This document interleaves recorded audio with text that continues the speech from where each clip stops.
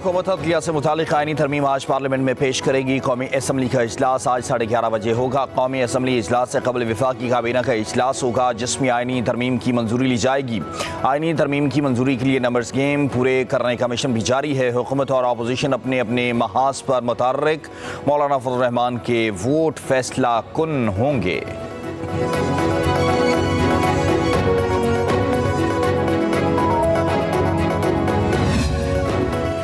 मौलाना फजल रहमान ने अपनी तजावीज़ को शामिल करने की सूरत में तरामीम की मशरूत हिमायत का इंदिया दे दिया। वज़ीर दाखिला मोहसिन नकवी और वज़ीर कानून आज़म नज़ीर तारड़ की मौलाना फजल रहमान से मुलाकात हुई।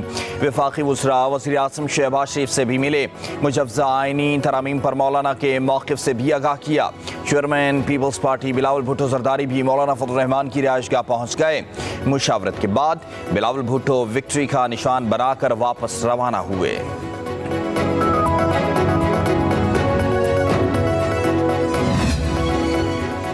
पार्लिमान मुल्क का सुप्रीम इदारा है। कानून साजी करना हमारा हक है। पार्लिमान के तक़द्दुस को कायम रखने के लिए ज़रूरी है मुल्की और अवामी मफाद में कानून साजी हो। कौमी नौइयत के मामलात को सिर्फ पार्लिमान के ज़रिए ही हल होना चाहिए। वज़ीर आज़म का इत्तेहादियों के एहसास में शैय्यत से खिताब। कहा मुल्क को डिफ़ॉल्ट के ख़तरे से निकाल कर इस्तेहकाम की जानिब लाए। मुल्क को मुआशी इस्तेहकाम के तसलसल और तरक्की के रास्ते पर गामज़न करने के लिए सियासी इस्तेहकाम ज़रूरी है। मुल्क दुश्मन अनासर पूरी कोशिश करते रहे कि मुल्क डिफ़ॉल्ट हो और उनके नापाक अज़ाइम कामयाब हो जाएं। आईनी इदारों और गैर सियासी शख्सियात को सियासत में घसीट कर फ़रीक बनाने की कोशिश होती रही। मिसाक़ जमहूरियत से गैर आईनी इक़दाम का रास्ता हमेशा के लिए रोक दिया गया। मुल्क की तरक्की के लिए सबको इकट्ठा होना है। मुल्क बचाने के लिए पॉलिसियों का तसलसल ज़रूरी है। मखसूस नशिस्तों के फैसले में कोई अबहम नहीं। अक्सरियती फैसला देने वाले 8 जजों ने वजाहत जारी कर दी। इलेक्शन कमीशन ने फैसले पर अमल दरामद के लिए इन चैम्बर वजाहत की दरख्वास्त दायर की थी। जजों की वजाहत में कहा गया कि सर्टिफिकेट जमा करवाने वाले तमाम मराकीन PTI के रुकने असम्बली हैं। इलेक्शन कमीशन की वजाहत की दरख्वास्त ताखीरी हरबा है। यह दरख्वास्त अदालती फैसले पर अमल दरामद के रास्ते में रुकावट है। इलेक्शन कमीशन वजाहत के नाम पर अपनी पोजीशन तब्दील नहीं कर सकता। इलेक्शन कमीशन ने खुद बैरिस्टर गौहर को पार्टी चेयरमैन तस्लीम किया।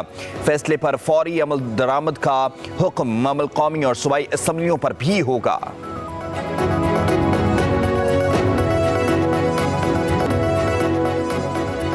हुकूमत अदलिया से मुतालिक आईनी तरमीम आज पार्लियामेंट में पेश करेगी। वज़ीर आज़म ने इत्तेहादियों को आगाह कर दिया। अरकान असम्बली को ऐवान में हाज़िरी यकीनी बनाने की हिदायत।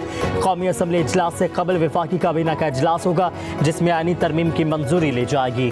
आईनी तरमीम की मंजूरी के लिए नंबर गेम पूरी करने का मिशन भी जारी। हुकूमत और अपोजिशन अपने अपने महाज पर मुतहरिक। मौलाना फजल रहमान के वोट फैसला कुन होंगे। हुकूमत और अपोजिशन के मौलाना से राबते कायल करने की कोशिश है।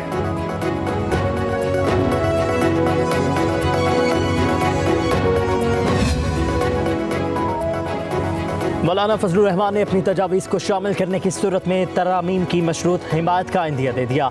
वज़ीर दाखिला मोहसिन नकवी और वज़ीर कानून आज़म नज़ीर तारड़ की मौलाना फजल रहमान के बाद वज़ीर आज़म शहबाज शरीफ से मुलाकात। दोनों वज़रा मौलाना से मुलाकात के बाद सीधे वज़ीर आज़म हाउस पहुँचे। नायब वज़ीर आज़म इसहाक़ डार और वज़ीर दिफ़ा ख़ाजा आसिफ भी मौजूद। मोहसिन नकवी और आज़म नज़ीर तारड़ ने मुजव्वज़ा आईनी तरामीम पर मौलाना के मौक़िफ़ से आगाह किया। मौलाना की तरफ से उठाए गए नकात पर मुशावरत के बाद हुकूमत जवाब देगी।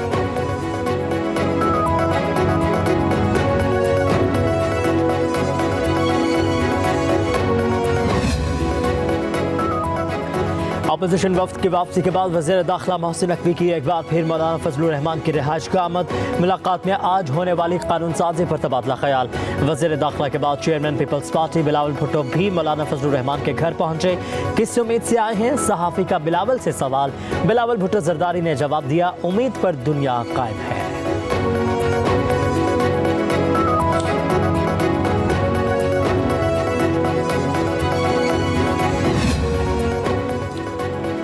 हुकूमत आईनी तरमीम के लिए तादाद पूरी नहीं कर सकेगी। अपोजिशन लीडर उमर अयूब का दावा। सहाफ़ी ने सवाल किया, आप कुछ मायूस लग रहे हैं। जवाब में कहा, अल्लाह खैर करेगा, सोने का वक्त है, बस अब सो जाए। सहाफ़ी ने पूछा, मौलाना साहब ने हलवा खिलाया? उमर अयूब बोले, बड़ा ज़बरदस्त खाना खिलाया है।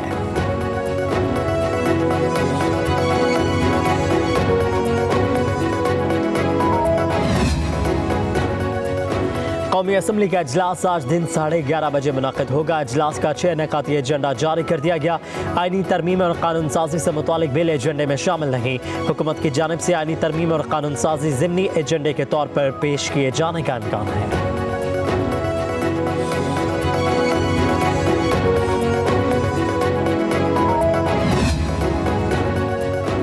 पार्लियामान मुल्क का सुप्रीम इदारा है, कानून साजी करना हमारा हक है। पार्लियामान के तक़द्दुस को कायम रखने के लिए ज़रूरी है मुल्की और अवामी मुफाद में कानून साजी हो। कौमी नौइयत के मामलात को सिर्फ पार्लियामान के जरिए ही हल होना चाहिए। वज़ीर आज़म का इत्तेहादियों के एजाज़ में शाइए से खिताब, कहा कि हम मुल्क को डिफ़ॉल्ट के ख़तरों से निकाल कर इस्तेहकाम की जानिब लाए हैं। मुल्क को मुआशी इस्तेहकाम के तसलसल और तरक्की के रास्ते पर गामज़न करने के लिए सियासी इस्तेहकाम ज़रूरी है। मुल्क दुश्मन अनासिर पूरी कोशिश करते रहे कि मुल्क डिफ़ॉल्ट हो और उनके नापाक अज़ाइम कामयाब हों। आईनी इदारों और गैर सियासी शख्सियात को सियासत में घसीट कर फरीक बनाने की कोशिश होती रही। मिसाक जमहूरियत से गैर आईनी इक़दामात का रास्ता हमेशा के लिए रोक दिया। मुल्क की तरक्की के लिए सबको इकट्ठा होना होगा। मुल्क बचाने के लिए पॉलिसियों का तसलसल ज़रूरी है।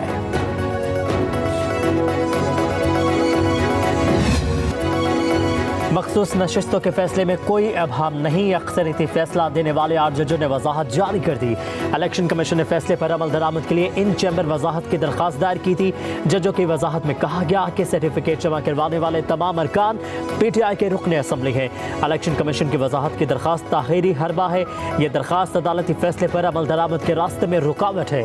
इलेक्शन कमीशन वजाहत के नाम पर अपनी पोजीशन तब्दील नहीं कर सकता। इलेक्शन कमीशन ने खुद बैरिस्टर गौहर को पार्टी चेयरमैन तस्लीम किया। फैसले पर फौरी अमल दरामद का हुक्म अमल कौमी और सूबाई असम्बलियों पर होगा।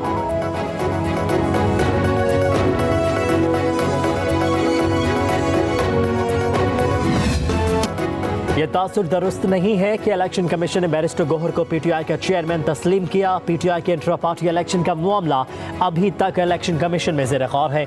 इस पर कोई हतमी फैसला नहीं किया गया। ज़राए इलेक्शन कमीशन का कहना है कि इलेक्शन कमीशन ने हमेशा इस मामले को जल्द अज जल्द निपटाने की कोशिश की, ताहम PTI ने बार बार ताहीरी खरबे अपनाए हैं।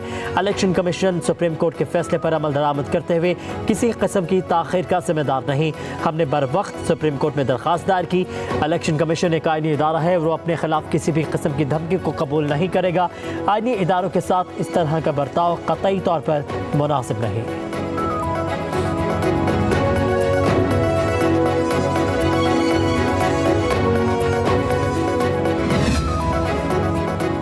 सुप्रीम कोर्ट के 8 रुकनी बेंच ने वजाहत कर दी, मामला साफ। PTI के अरकान का स्टेटस क्लियर हो चुका है। शिबली फराज की न्यूज़ कॉन्फ्रेंस, कहा कि इलेक्शन कमीशन ने वक्त ज़ाया करने के लिए सुप्रीम कोर्ट में दरख्वास्त दी।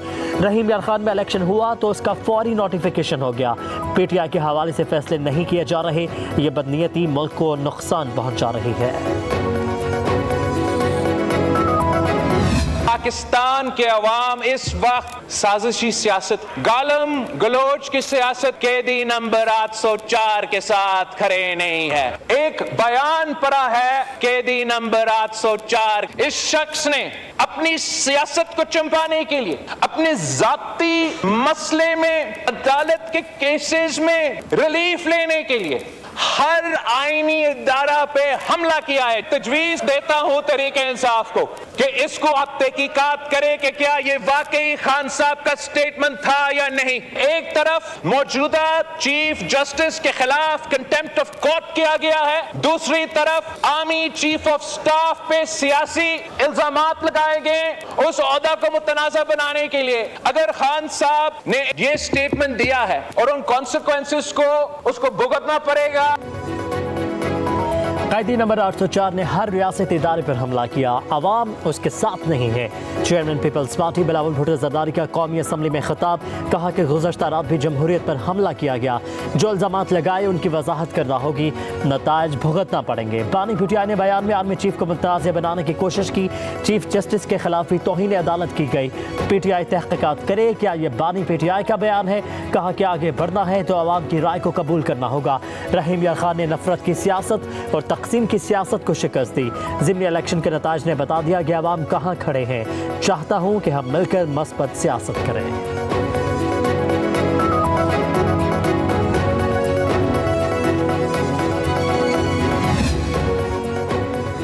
अपने कायद के हवाले से बातें मुस्तरद करता हूँ। बानी पीटीआई अपनी एक एक बात पर खड़े हैं, वो इस ऐवान में दोबारा आएंगे। उमर अयूब का कौमी असम्बली में इज़हार ख्याल, कहा कि मुझे बिलावल को देखकर 1958 की तस्वीर याद आ गई। तस्वीर में बिलावल के नाना मेरे दादा से वजीर का हल्फ ले रहे हैं। आईनी तरमीम के लिए हुकूमत के पास नंबर्स पूरे नहीं, मुल्क में फौरी शफाफ इलेक्शन कराए जाए।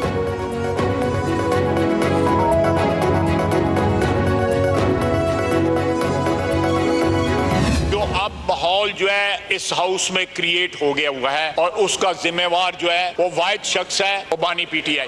जरूर बीज बोए जा रहे हैं कि एक जो है ऑप्शन इन लोगों के पास रहे कि कल जो है केपी में जाके खुदा न खासा ये अलहदगी की तहरीक न चलाएं। उस दिन जलसे में जो बोली गई वो सारी की सारी एक अलहदगी पसंदों की जुबान थी। चीफ मिनिस्टर केपी ने जो कुछ कहा, किसी बात पे पशेमानी या पछतावा या उसको बैक ट्रैक नहीं किया गया।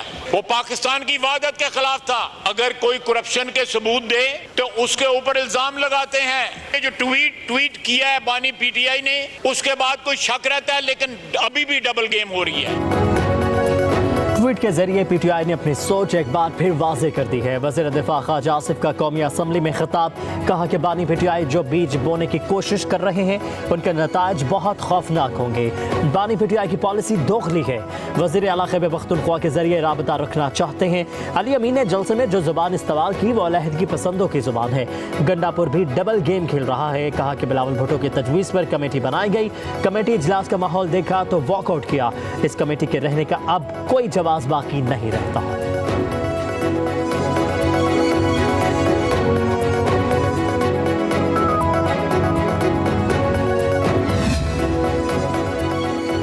तुम लोग आइन, जमहूरियत, अमन और पार्लिमान के दुश्मन हो। तुमने हमारे शोहदा की तस्दीक की, फिर अपने आप को पाकिस्तानी कहते हो। तुमने GHQ पर हमले करके हिंदुस्तान को खुश किया। अवाम अफवाज पाकिस्तान के पीछे चट्टान की तरह खड़े हैं। पीपल्स पार्टी के रहनुमा राजा परवेज अशरफ का कौमी असम्बली में खिताब, बोले आर्मी चीफ और चीफ जस्टिस की तस्दीक नहीं करने देंगे। इससे बढ़कर मुल्क के खिलाफ कौन सी साजिश होगी, आपको जवाब देना पड़ेगा।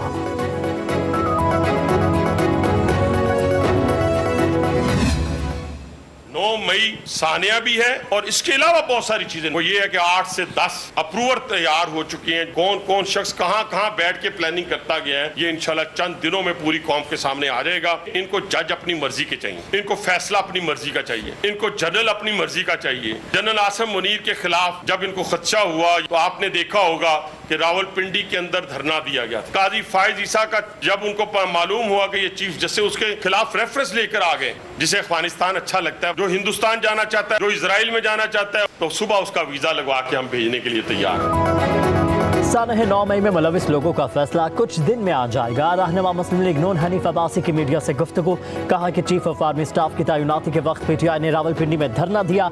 इन लोगों को जज जनरल अपनी मर्जी के चाहिए। किसी मुल्क में फौज और अदलिया पर हमला नहीं होता। पीटीआई अरकान को अफगानिस्तान और भारत से प्यार है, इन्हें इजराइल के वीजे लगवा कर वहां भेजते हैं।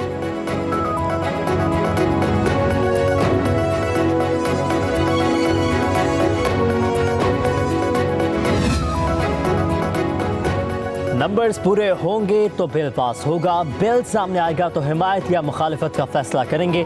चेयरमैन सेनेट यूसुफ रज़ा गिलानी की मीडिया से गुफ्तगू, कहा कि बिल में इस्लाहात की बात है, बिल पास होना नई बात नहीं है। सियासतदानों को मिलकर मुल्क के लिए सोचना होगा। कानून बनाना पार्लियामेंट का काम है। जिन्होंने हम पर केस बनाया आज उनको वोट देने जा रहे हैं। कहा कि गवर्नर राज के हक में नहीं हूँ, हालात के मुताबिक गवर्नर राज का फैसला किया जाता है। खारजा अमूर विफाक की जिम्मेदारी है। अली अमीन गंडापुर के अफगानिस्तान से बातचीत के बयान को कोई संजीदा नहीं ले रहा। मौजूदा हालात का हल इंतखाबात नहीं है।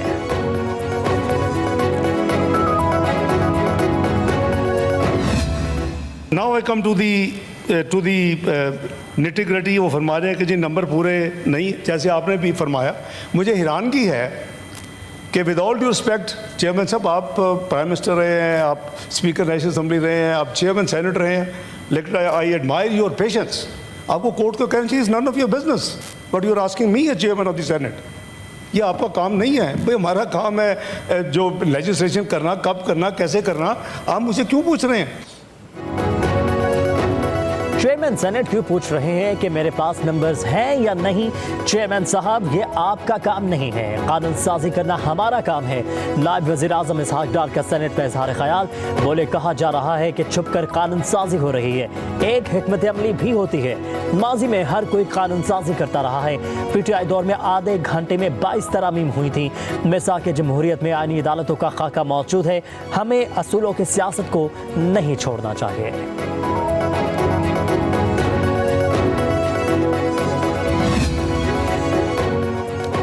अमीर जमात इस्लामी हाफिज नईमुर रहमान ने हुकूमत को आईनी तरमीम के मामले पर छेड़छाड़ न करने का मशवरा दे दिया। प्रेस कॉन्फ्रेंस करते हुए कहा कि मौजूदा हालात के तनाजुर में ये बिल मुल्क के लिए खतरनाक बात होगी। मौजूदा हुकूमत सुप्रीम कोर्ट में अपनी मर्जी के जजेस लगाना चाहते हैं। जब जजेस के बारे में पता चले कि ये उसका आदमी है और वो उसका आदमी है तो अवाम कहाँ जाएंगे? कहा कि महंगाई बढ़ रही है, बेरोजगारी में इजाफा हो रहा है, मगर हुकूमत की तरजीहात कुछ और ही है।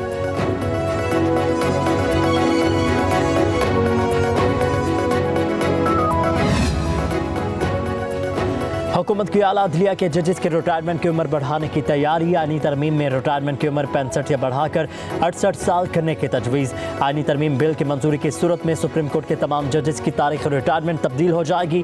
चीफ जस्टिस काजी फायज़ साद 26 अक्टूबर 2027 तक चीफ जस्टिस के ओहदे पर फायज रहेंगे। सीनियर तरीन जज जस्टिस मंसूर अली शाह 27 नवंबर 2030 को रिटायर होंगे। जस्टिस मुनीब अख्तर 13 दिसंबर 2031, जस्टिस याहिया अफरीदी 22 जनवरी 2033, जबकि जस्टिस अमीनुद्दीन खान 30 नवंबर 2028 तक सुप्रीम कोर्ट में रहेंगे। जस्टिस जमाल मंदोखेल 10 नवंबर 2029, जस्टिस मोहम्मद अली महजर 4 अक्टूबर 2032, जस्टिस आयशा मलिक 2 जून 2034 को ओहदे से रिटायर होंगी। जस्टिस अतर मैनुल्लाह 12 दिसंबर 2029, जस्टिस हसन असर रिजवी 1 फरवरी 2030, जस्टिस शाहिद वहीद 24 दिसंबर 2034 और जस्टिस मुसरत हिलाली 7 अगस्त। एक्स अकाउंट से धमकी आमेज पोस्ट का केस। बानी पीटीआई एफआईए साइबर क्राइम्स के मुकदमे में शामिल तफ्तीश हो गई। एफआईए टीम ने तकरीबन 45 मिनट तफ्तीश की। धमकी आमेज एक्स पोस्ट बारे मुख्तलिफ सवालात किए। गुज़श्ता रोज़ बानी पीटीआई के नए वकला की मौजूदगी में शामिल तफ्तीश होने पर इसरार किया था।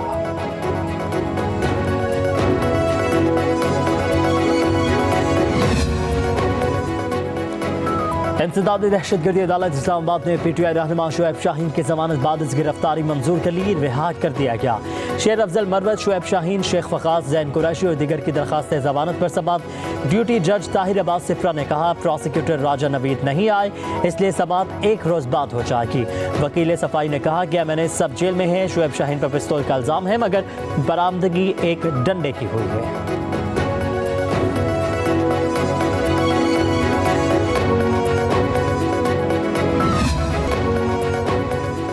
पेशावर समेत खैबर पख्तूनख्वा के मुख्तलिफ इलाकों में मूसलाधार बारिश। जिला खैबर में बादल खूब बरसे, नदी नालों में तुखयानी, दर्जनों गाड़ियां रेत में धंस गईं। इंतजामिया की मकामी अफराद को मुहतात रहने की हिदायत। चतराल, सवात, मर्दान, शांगला, मानसहरा में भी मूसलाधार बारिश। सूबे के मुख्तलिफ हिस्सों में आइंदा 24 घंटों में वक्फे से बारिश की पेशगोई।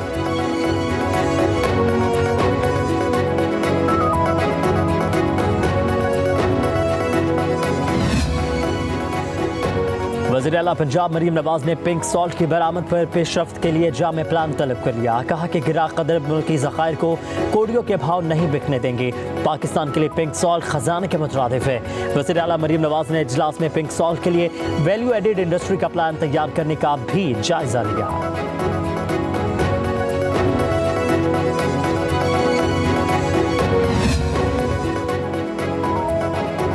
बैरिस्टर सैफ ने अली अमीन गंडापुर और अफगान कौंसल जनरल की मुलाकात पर तनकीद का मज़हक़ खेज़ करार दे दिया।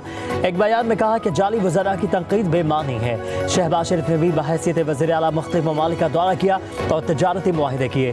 तनकीद करने वाले बताएं कि मरीम नवाज ने कितने सफ़रा से मुलाकातें की। कहा कि हम अफगानिस्तान के साथ समाजी और तजारती रवाबित को फ़रोग़ देना चाहते हैं। अफगान कौंसल जनरल से इलाकाई अमन और बाहमी तजारत पर बात हुई।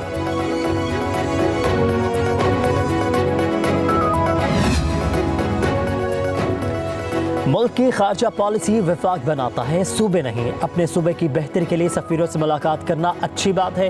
वज़ीर इत्तलात पंजाब अज़मा बुखारी का बैरिस्टर सैफ के बयान पर रद्द-ए-अमल। कहा कि वज़ीर आज़म के साथ गैर मुल्की दौरों पर जाना वफाक को मजबूत करना होता है। वज़ीर आला का अज खुद मुल्क की पॉलिसी के खिलाफ बात करना एंटी स्टेट जाने के मुतरादिफ है। कहा कि हमने आंखें बंद नहीं की, नजर आ रहा है कि आप लोग किस एजेंडे पर चल रहे हैं।